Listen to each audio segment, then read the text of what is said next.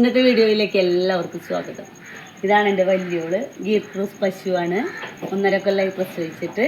ശരിക്കും ഒരു പശു പ്രസവിച്ചാൽ 4ാമത്തെ ഹീറ്റാകുമ്പോൾ 4 മാസത്തിലുണ്ടാവണ ഹീറ്റാകുമ്പോൾ തൊട്ടേ നമ്മൾ കുത്തിവയ്ക്കാൻ ശ്രമിക്കാറുണ്ട്. ഇവളെ അങ്ങനെ ചെയ്തു. പക്ഷേ അവൾ ഗർഭിണിയായില്ല.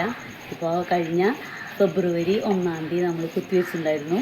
അപ്പോൾ ഗർഭിണിയാണോ എന്ന് അറിയാൻ വേണ്ടിയിട്ട് കൈയിട്ട് നോക്കിയിട്ടാണ് പരിശോധിക്കാറുള്ളത്. പക്ഷേ ഈ ചൂട് കാരണം അത് റിസ്ക് ആണെന്ന് വിചാരിച്ച് നമ്മളിത് ബ്ലഡ് ടെസ്റ്റ് ചെയ്യാമെന്ന് വിചാരിച്ചു. ബ്ലഡ് ടെസ്റ്റ് ചെയ്തപ്പോൾ ഗർഭിണിയാണെന്നറിഞ്ഞു. ഒരുപാട് സന്തോഷമായി. 95% ഉറപ്പാണ് അവർ പറയണത്. നമ്മൾ കൈയിട്ടാണ് പരിശോധിപ്പിക്കാറ്. ഇപ്രാവശ്യം അങ്ങനെ ചെയ്തു നോക്കി. ആദ്യമായിട്ടാണ് ഇങ്ങനെ ചെയ്യണത്.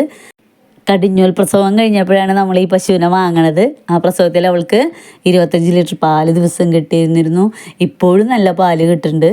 അപ്പോൾ ഗർഭിണിയാവാതെ ആയപ്പോൾ വല്ലാത്ത സങ്കടം തോന്നി. ഇപ്പോൾ എന്തായാലും ഗർഭിണിയാണെന്ന് അറിഞ്ഞപ്പോൾ ഒരുപാട് സന്തോഷം. എല്ലാ പശുക്കളെയും നമ്മൾ ഗർഭിണിയാണോ എന്ന് ചെക്ക് ചെയ്യിപ്പിക്കാറില്ല.